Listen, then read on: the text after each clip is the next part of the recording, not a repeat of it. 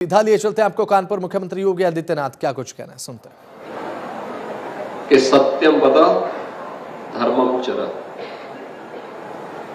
यानी सत्य बोलो और धर्म का आचरण करो। और उसके बाद फिर यह दीक्षा उपदेश आगे चलते चलते हर उस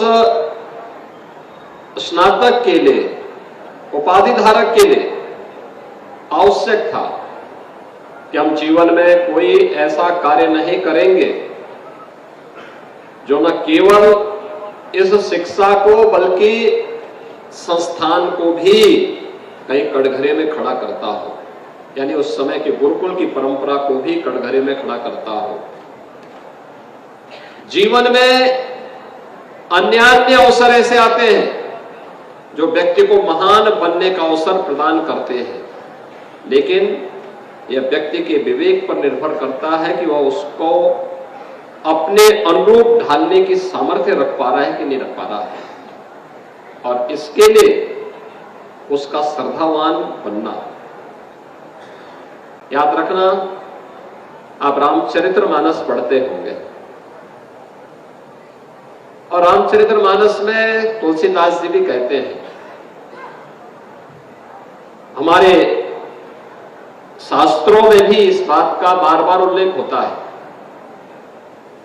कि श्रद्धावान लभते ज्ञानम, यानी जो श्रद्धावान है वही ज्ञान प्राप्त करने का अधिकारी है। जिसके अपने गुरु के प्रति श्रद्धा ही नहीं, मां बाप के प्रति श्रद्धा ही नहीं, वरिष्ठों के प्रति श्रद्धा का भाव ही नहीं, उसको ज्ञान प्राप्त हो भी नहीं सकता।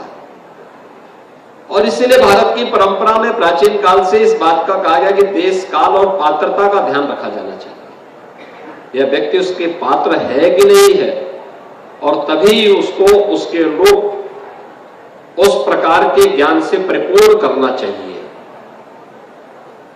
तैत्तिरीय उपनिषद का यह मंत्र आज हजारों वर्षों के बाद भी भारत के अंदर दीक्षा उपदेश बनकर के हमारे युवाओं को एक भावी जीवन में आगे बढ़ने के लिए प्रेरित करता है। वास्तव में दीक्षा का अंत नहीं है, एक नए जीवन की शुरुआत है, एक नवीनता का शुभारंभ है।